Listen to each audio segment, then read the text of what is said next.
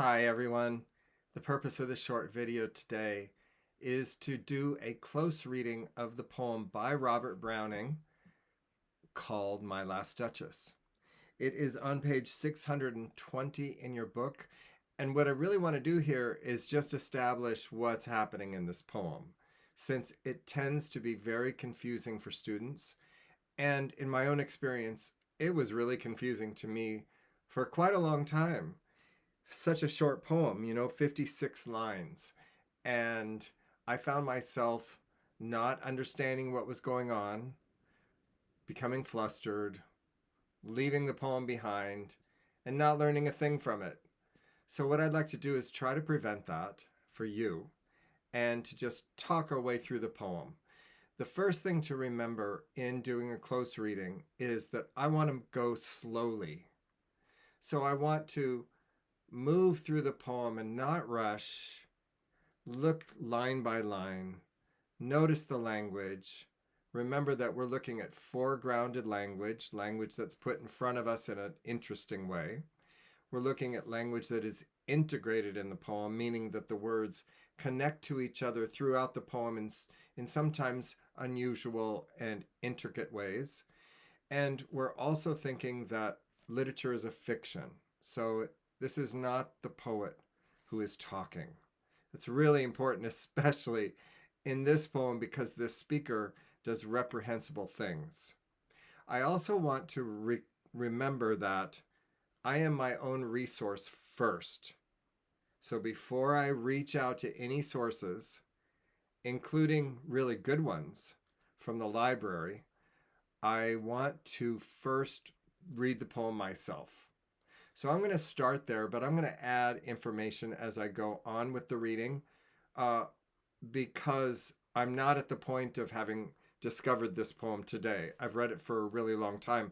And so there are things that I can say that might help. There are also notes in our book, well, actually two notes, the first of which tells us a lot about the poem. And I think it's kind of a shame that they gave this note, but I'll read it anyway. Alfonso II. So we have the name of Robert Browning. Oh, something else.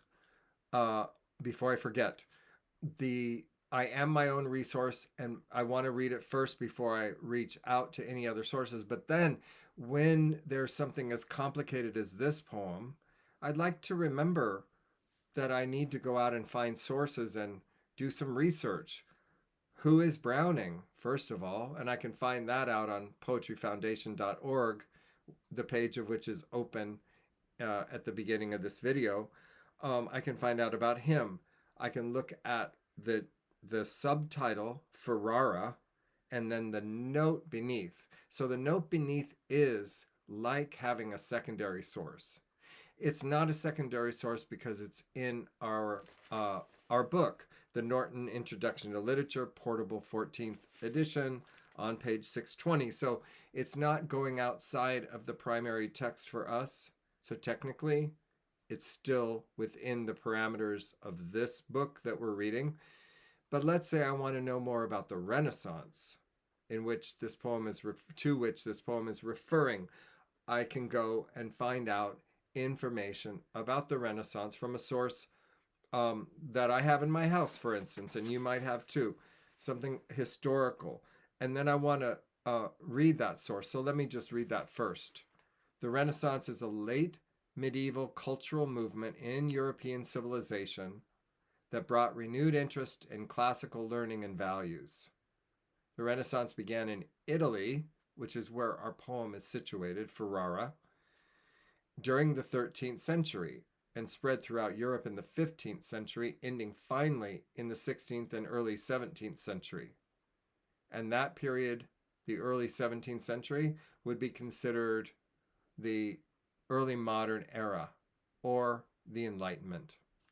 Inspired by the works of ancient Greece and Rome, Renaissance artists produced painting and sculpture based on the observation of the visible world and practiced according to mathematical principles of balance, harmony, and perspective. The new aesthetic tenets found expression in the works of such Italian artists as Leonardo da Vinci, Botticelli, Raphael, Titian, and Michelangelo, and the city of Florence became the center of Renaissance art. In the world of letters, another name for literature, humanists such as Erasmus rejected religious orthodoxy in favor of the study of human nature. And such writers as Petrarch and Boccaccio in Italy, Rabelais in France, and Shakespeare in England produced works that emphasized the intricacies of human character. And now we can recall Shakespeare, remember Shakespeare that we looked at, recall Othello, which is fresh in our minds, and anything we learned about the Renaissance from our previous discussions and readings. So that would be a secondary source that I would include on my works cited page if I wrote a paper, let's say, about Browning's My Last Duchess. Okay, so I want to, though, first pay attention to the language of the poem. The note number 9 on page 620 tells us Alfonso II, Duke of Ferrara in Italy in the mid-16th century, is the presumed speaker of this dramatic monologue. Dramatic monologue is a poem that's written decidedly not from the perspective of the writer. Someone else is talking. And normally, we have two kinds of dramatic monologues, really. One is the speaker is just somebody besides the author. And there's nothing either decidedly good or bad about them from the outset. They're just a speaker. They're talking about their own life in the poem. The more interesting form of dramatic monologue is when a speaker is an evil or terrible or terrifying character who does terrible or reprehensible things, such as, let's say, Iago. We could write a dramatic monologue poem from the perspective of Iago from Othello. He would be considered a reprehensible or evil character. So this poem, which is a dramatic monologue, is loosely based on historical events. When the Duke's first wife, whom he had married when she was 14, died at 17 under suspicious circumstances, he, the Duke, negotiated through an agent, the poem's auditor, or the person who is listening to the speaker of this poem, the poem's auditor. He, the Duke of Ferrara, negotiated through an agent, the poem's auditor, for marriage to the niece of the Count of Tyrol in Austria. Sounds complicated, and it is. Hereditary and marriage and lineage, all of that, genealogy is very complicated. Do I need to know all of this for the poem? Not really. What I need to know for the poem is that the Duke is speaking. He is speaking to a representative of a of someone that is kind of negotiating off a family member to marry him. That's all I need to know. So there's a negotiation happening, even though the auditor, the person who's listening, does not speak in this poem. Then we have a second note, which is Fra Pandolf. He's fictitious, just like the Duke himself. Well, no, sorry. The Duke is considered historically true, but Fra Pandolf is considered a fictitious character in this poem. So let's read it. My Last Duchess. That's my last Duchess, painted on the wall. Just one line for a second. 10 syllables. Iambic pentameter.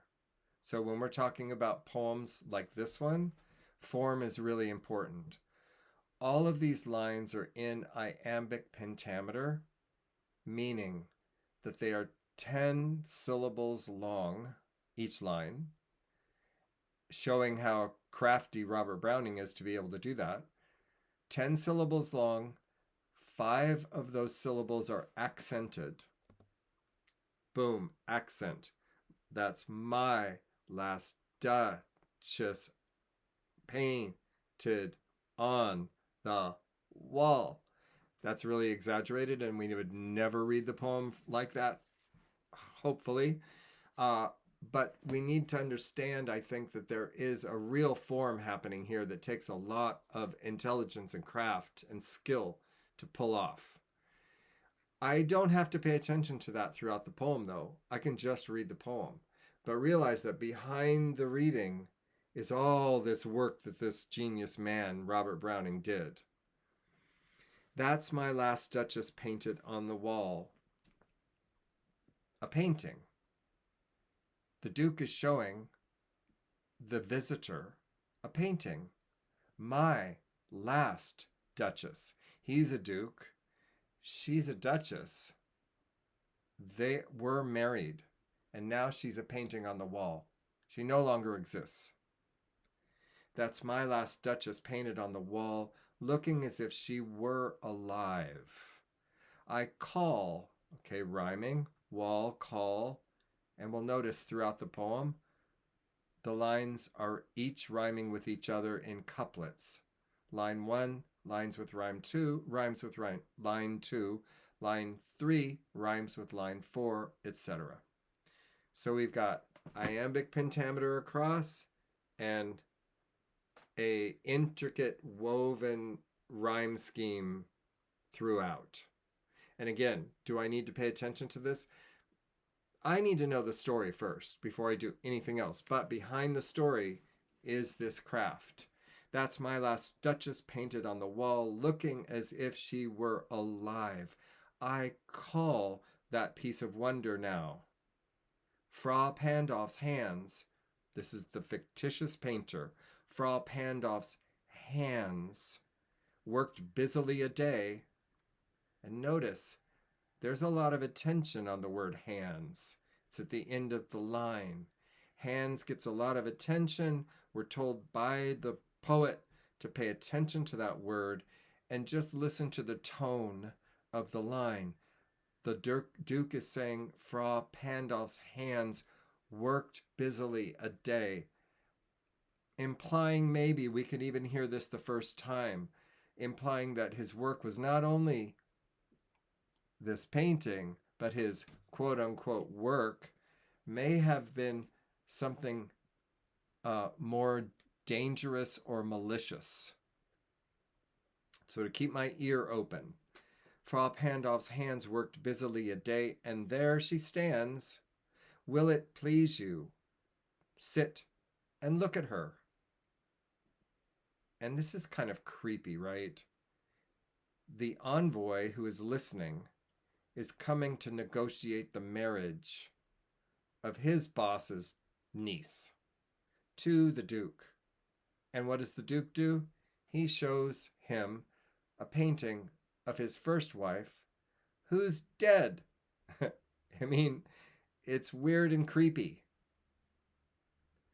I said Fra Pandolf by design, for never read strangers like you, that pictured countenance, that painted face, the depth and passion of its earnest glance, and glance is an important word in this poem, but to myself they turned, since none puts by the curtain I have drawn for you, the curtain that was over the painting to protect it from dust and such. He opens the curtain to show the painting. But I, none puts the curtain by but I, that I'm the one to part this curtain. They, strangers like you, I said Fra Pandolf by design, for never did strangers like you read that face, and seemed as they would ask me, if they dared, how such a glance, and notice there's the word glance again. So glance on line 8 is repeated in line 11. Remember, integrated language. I can draw a line between those two words in my book to remind myself that those words are related. how such a glance came there. Well, what's the glance in the painted woman's eye? What is it? And why is the speaker of this poem asking us to pay so much attention to it? Question. I write it in the margin. How such a glance came there. So, not the first are you to turn and ask thus. So this auditor, this envoy, asked apparently, how did such a glance come into her eye? And the Duke is saying, everybody else asked that same question, so I'm going to tell you. And it's not a pretty story. And here it is. Sir, 'twas not her husband's presence only called that spot of joy into the Duchess' cheek. So pause the video for a moment and analyze that. Sir, 'twas not her husband's presence only called that spot of joy into the Duchess' cheek. Write about that in your notebook for just a moment and then restart the video. So what does that line imply? Sir, 'twas not her husband's presence only called that spot of joy into the Duchess' cheek. Perhaps Frau Pandolf chanced to say, her mantle laps over my lady's wrist too much. Or, paint must never hope to reproduce the faint half-flush that dies along the throat. So, those two quotes are from the painter being told to us by the Duke, the first of which says, I, the painter, am going to pull back the garment covering your wrist a little bit, which in the Renaissance would have been sexually alluring to show any skin of a woman except for her face. So he is flirting with her in the eyes of the Duke. None of this is provably true. And, okay, the other quote, paint must never hope to reproduce the faint half-flush. So the half-flush is she's becoming sexually excited, is she not? And he, the painter, doesn't want to paint that because it would be considered, what? I don't know, pornographic is too strong of a word, but something along those lines.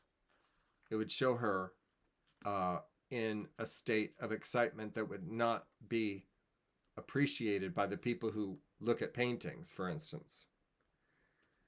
So, but let's also notice that there's something else being said by dies along the throat. Dies, as in her life is over. So we get a hint of what's coming about concerning the Duchess in the Duke's hands, apparently, okay, from the Duke's speech without the Duke meaning to say so. So he's meaning to say the painter didn't want to paint the flush that's in her cheek because it would show her in a sexually excited manner, and we don't want that in paintings. But he inadvertently says the word dies and lets us know that this Duchess is doomed. She's going to die, and we're going to find out how, supposedly. But it's not going to be direct. We're only going to be told through implication, through roundabout way of saying things. Such stuff was courtesy, she thought. Courtesy, the moving of her garment over her wrist, for instance, and cause enough for calling up that spot of joy. So he touched her garment and she became excited in his eyes. So none of this, again, is verifiably real. It's all in the Duke's telling, in his imagination. She, the Duchess, had a heart, how shall I say, too soon made glad, too easily impressed, She liked whate'er she looked on, and her looks went everywhere. So how can you describe what he's saying? How does he feel when her looks went everywhere? What would be the word we'd use in our day, right? And probably in his, for all I know. Wouldn't it be jealous? Isn't he jealous? Her looks went everywhere. Sir, 'twas all one. Every man was the same, always exciting her. My favor at her breast. So the Duke, I'm one man. My favor at her breast. The dropping of the daylight in the west. The bough of cherry some officious fool broke in the orchard for her. All of these things excited her. Officious, I didn't know that word, so I had to go and find out, and therefore I'm using a secondary source again. The dictionary would be a secondary source. And it means assertive of authority on an annoyingly domineering way. Assertive of authority in an annoyingly domineering way, especially with regard to petty or trivial matters. A blowhard, someone who thinks he knows everything about everything. The bough of cherry some officious fool broke in the orchard for her. The white mule she rode with round the terrace, all and each would draw from her alike the approving speech, or blush, at least. She thanked men. Good, but thanked somehow, I know not how, as if she ranked my gift of a 900 years old name with anybody's gift. She treated him the way she treated other men, even though he was a duke, right? And he gave her her title, which is Duchess. So they're on a high level of the social ladder and political ladder. Who'd stoop to blame this sort of trifling? Even had you skill in speech, without which I have not. But he really does have skill in speech. Look at all these interesting words. Look at all these things he's accidentally saying. To make even if you had you skill in speech to make your will quite clear to such an one and say, just this or that in you disgusts me, here you miss or there exceed the mark. And if she let herself be lessoned so, nor plainly set her wits to yours, forsooth, and made excuse, forsooth, indeed, and made excuse, even then would be some stooping. And I choose never to stoop. So, she is showing him up by paying attention to all these other men especially, but all these other things too. The natural world, the sunset, the bough of cherries that some officious fool gave her. She's showing him up. She's making him show that he loves her and show like begging. She's kind of asking for him to beg for her attention. And again, this is from his mind, not hers. We don't know her side of the story. Oh, sir, she smiled, no doubt, whene'er I passed, but who passed without much the same smile? This grew. I gave commands. What would be the commands? Stop flirting with others. And you can hear him yelling at her probably too. Stop flirting. Stop paying attention to others. And stop smiling. No freedom. Stay in the house. Don't go outside. Right? This is a kind of character that we might be aware of in our own environments. Not maybe personally, but movies are all about characters like this. They become very jealous, very enraged. They try to possess the loved object, the woman, usually. Sometimes men, though, too. This grew. I gave commands. Then all smiles stopped together. There she stands, as if she were alive. All smiles stop together, but we don't find out what happened, but you can kind of figure it out, can you not? How did those smiles stop? Stop the video and write your response. And then restart the video. And we're at the end of the poem almost. All smiles stop together. There she stands as if alive. And the word alive goes right back to that word dies. Dies along her throat. So we have integrated language again. They're opposites in this case. Alive, dies. But we have the whole arc of the narrative, the whole story. Will it please you to rise? You, the envoy, will meet the company below, in which he's going to negotiate the marriage. Then, I repeat, the Count, your master's known munificence, is ample warrant that no just pretense of mine for dowry will be disallowed. I want a dowry, and the size of the dowry is going to determine if the niece is going to be my wife or not. What a creepy thing to do. What a creepy thing to think about doing. The envoy is learning that his wife was killed by his hand, it looks like, by all clues here. And he now is going to marry the Count's niece, who could probably have the same thing happen to her, right? As I avowed at start, okay, is ample warrant that no just pretense of mine for dowry will be disallowed, though his fair daughter's self, as I avowed at starting, is my object. Nay, we'll go together down, sir. Notice Neptune, though, taming a seahorse, thought a rarity, which Klaus of Innsbruck cast in bronze for me. And Klaus of Innsbruck is also an imaginary artist, along with Fra Pandolf. So he says, let's go down and do the negotiating. I've showed you the painting. Ta-da!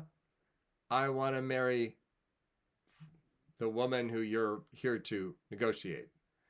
So it's a creepy, reprehensible, horrible, difficult, slimy, evil character. And how interesting. Doesn't some part of you become very involved in the intricacies of his language? Read it again to yourself. See how you feel about him as you're reading it. And what's really interesting about dramatic monologue is it forces us to put aside our moral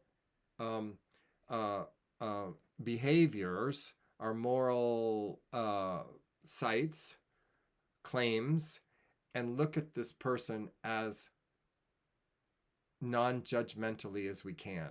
It's a strange and interesting experience.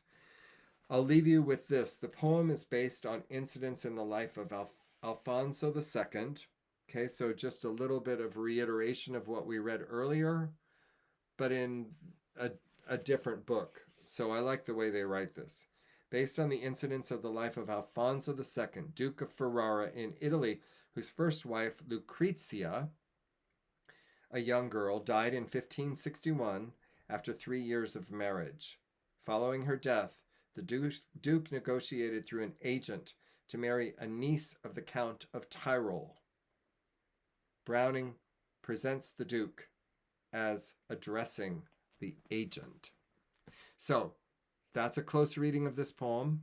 I'd like us to do close readings of all the poems, and we will further discuss. Thank you for listening.